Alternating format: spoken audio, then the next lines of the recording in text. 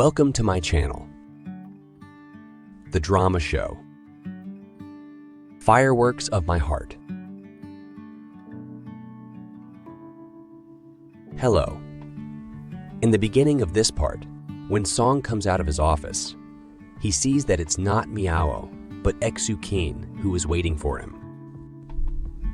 She starts saying that she was just passing by and thought she'd say hi to him. At this moment, all his colleagues are eagerly observing the two of them, with their heads poking out to watch. Then, Exu-kin says to him, "Look at what a good citizen I am.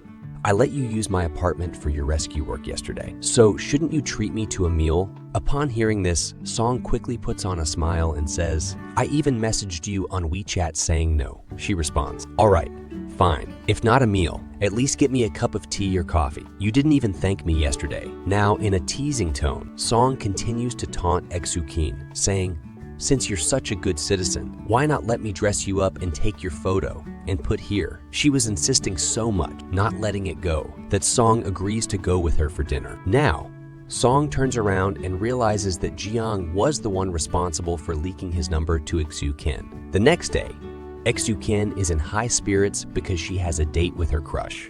She doesn't have much knowledge about self-grooming, but tries her best to get ready. However, she struggles to prepare properly. So she calls her new friend, Exio Arao. Su-kin invites her to her apartment. Ryo visits Exu-kin's home for the first time and is impressed by Exu's apartment.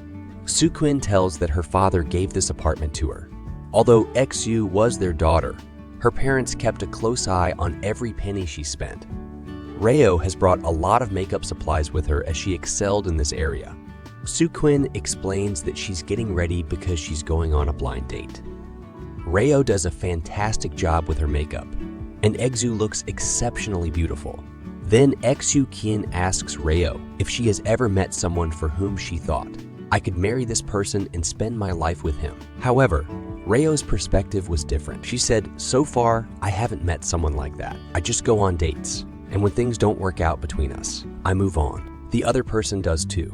But Su-kin noticed something here. Ryo's life didn't seem as restrictive as hers. She had more freedom.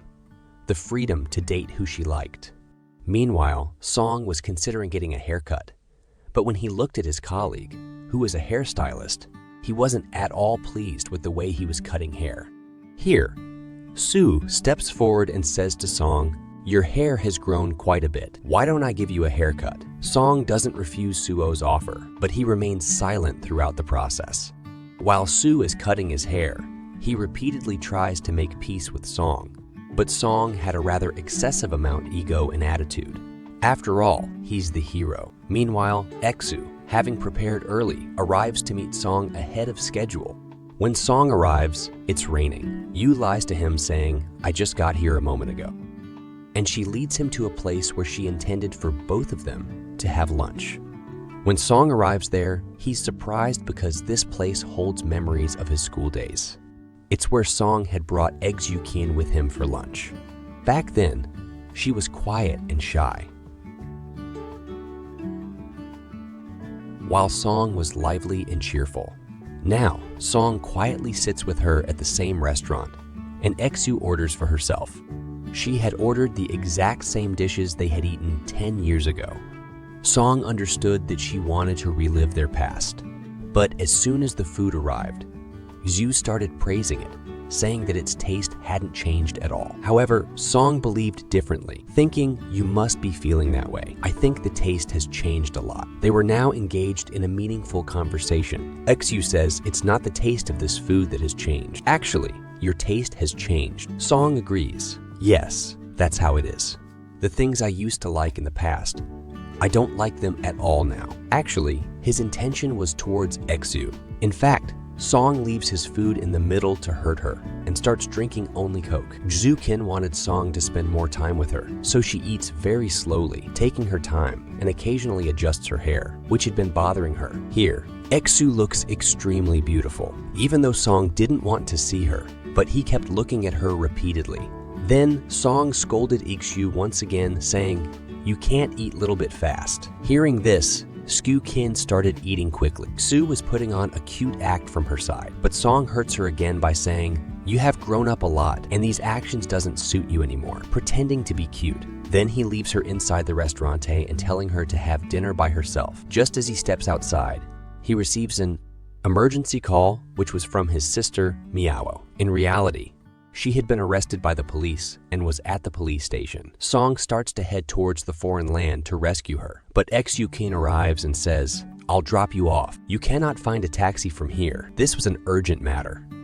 So Song reluctantly accepts the offer. However, Song felt like an alien in Soo's luxury car, which had facilities he probably hadn't seen before. Here, Song makes it clear to her that he doesn't need any of her connections. He just needs a ride and to go from there. But on the way, Soo keeps bringing up Miao as an excuse to talk to Song. Soo discovers that Miao is studying at a very prestigious university. She was indeed a very smart girl. As Song arrives at the police station, Soo also enters without waiting to hear what he has to say. When Miao sees Soo with Song here, she gets angry, but she was also trapped in her own tension. Here, we learn that Miao has been caught selling fake items, which is a serious crime. The police officers keep asking Miao for the name of her supplier, but Miao refuses to say anything. This infuriates Song, and he says, "All right, if you won't talk, I'll call your university." However, Soo takes the lead in this situation and insists, saying, "Just give me 2 minutes alone with Miao. I understand her." Now Soo forcibly takes Miao aside, attempting to reason with her, but Miao starts to get angry at Soo instead, asking, "Who are you to try and make me understand? Have you forgotten what you did with my brother?" While Song was quite emotional, Soo had always been more distant in her thinking. Soo tries to make Miao understand, saying, "Look, your future is bright.